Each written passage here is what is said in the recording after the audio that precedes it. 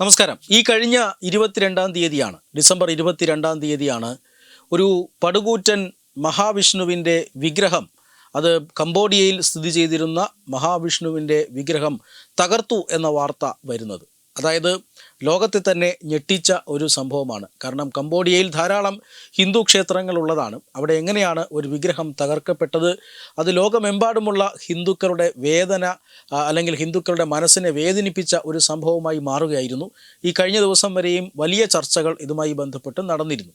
സത്യത്തിൽ കംബോഡിയ അല്ല അത് തകർത്തത്.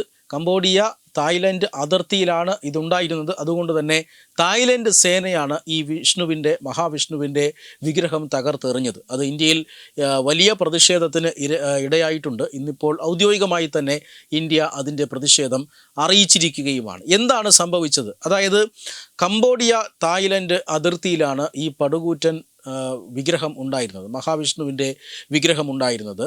കംബോഡിയയിൽ ഇങ്ങനെ നിരവധി വിഗ്രഹങ്ങൾ നമുക്കറിയാം, നിരവധി പ്രതിമകളും മറ്റുമൊക്കെ ഉണ്ട്. ഈ പ്രതിമകൾ അവിടുത്തെ ടൂറിസം മേഖലയൊക്കെ പരിപോഷിപ്പിക്കുന്ന പ്രതിമകളാണ്. ധാരാളം ക്ഷേത്രങ്ങൾ, പ്രശസ്തമായ ക്ഷേത്രങ്ങൾ കംബോഡിയയിലുണ്ട്. ലോകത്തിലെ ഏറ്റവും വലിയ ക്ഷേത്രം പോലും അവിടെയാണ് എന്നാണ് പറയപ്പെടുന്നത്. ഈ രീതിയിൽ ആണ് അവിടുത്തെ ഒരു സാഹചര്യങ്ങൾ, സാംസ്കാരികമായ പാരമ്പര്യം അങ്ങനെയാണ്. പക്ഷേ തായ്ലൻഡിൻ്റെ അതിർത്തിയിലാണ് ഇങ്ങനെ ഒരു പ്രതിമ സ്ഥാപിച്ചത്. ഇത് പ്രതിമ സ്ഥാപിച്ചിട്ട് അധികകാലമൊന്നുമായില്ല. 2014 അങ്ങനെ ഒരു പ്രതിമ അവിടെ സ്ഥാപിക്കപ്പെട്ടത്. ഇത് ഈ രാജ്യങ്ങൾ തമ്മിലുള്ള ഒരു SCS മേഖലയിലായിരുന്നു എന്നാണ് കംബോഡിയ പറയുന്നത്. അതായത് രണ്ട് രാജ്യങ്ങളും അവരുടേതാണ് എന്ന അവകാശവാദം ഉന്നയിച്ചിരുന്ന ഭൂമിയിലാണ്. സത്യത്തിൽ കംബോഡിയയുടെ ഔദ്യോഗികമായ അതിർത്തിയിൽ നിന്നും 400 കിലോമീറ്റർ ഉള്ളിലാണ് ഈ പ്രതിമ സ്ഥിതി ചെയ്യുന്നത്. അത് കംബോഡിയ പറയുന്നത് അത് തീർച്ചയായും ഞങ്ങളുടെ അതിർത്തിക്ക് അകത്ത് തന്നെ ഉള്ള ഒരു സ്ഥലമായിരുന്നു. അത് ഒരു കാരണവശാലും തായ്ലൻഡ് നശിപ്പിക്കേണ്ടതില്ലായിരുന്നു. പക്ഷേ ഇത് തായ്ലൻഡ് സൈന്യം പിടിച്ചെടുത്തതാണ്, റീക്യാപ്ചർ ചെയ്തതാണ് എന്ന് പറഞ്ഞിട്ടാണ് തായ്ലൻഡ് അതിനെ നശിപ്പിച്ചത്.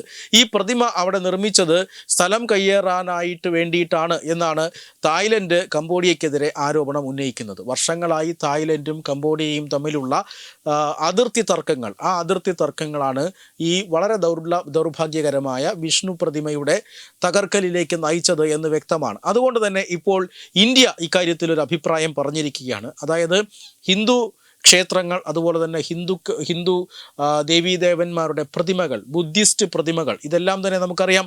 അഫ്ഗാനിസ്ഥാൻ താലിബാൻ ഭരണകൂടം ഏറ്റെടുത്ത സമയത്ത് അവിടെ ഉണ്ടായിരുന്ന വളരെ ചരിത്ര പ്രസിദ്ധമായ ബാമിയാൻ ബുദ്ധ പ്രതിമകൾ തകർത്തത് എത്രത്തോളമാണ് നമ്മുടെ ഒരു പുരോഗമന സമൂഹത്തെ വേദനിപ്പിച്ചത് എന്ന് നമ്മൾ കണ്ടതാണ്. അതുമാതിരിയാണ് ഇത്തരത്തിലൊരു പടുകൂറ്റൻ വിഗ്രഹത്തെ തകർത്ത് കളഞ്ഞിരിക്കുന്നത്. ഹിന്ദു ക്ഷേത്രങ്ങൾ, ഹിന്ദു ദേവീദേവന്മാരുടെ വിഗ്രഹങ്ങൾ, ബുദ്ധിസ്റ്റ് വിഗ്രഹങ്ങൾ, ഇതെല്ലാം തന്നെ ലോകമെമ്പാടും കോടിക്കണക്കിന് ആളുകൾ ആരാധിക്കുന്ന, അവർ ബഹുമാനത്തോടു കൂടി കാണുന്ന, അവരൊരു പുണ്യസങ്കേതമായിട്ടും ഒരു തീർത്ഥാടന കേന്ദ്രമായിട്ടും ഒക്കെ കാണുന്നതാണ്.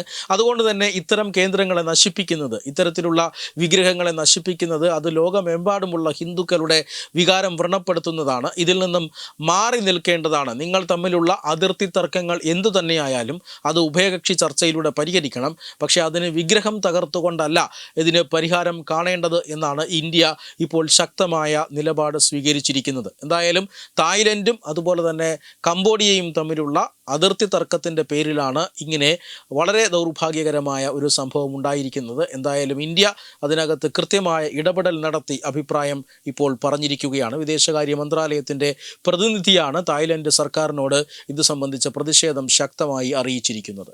വെബ് ഡെസ്ക് തത്തുമൈ ന്യൂസ്.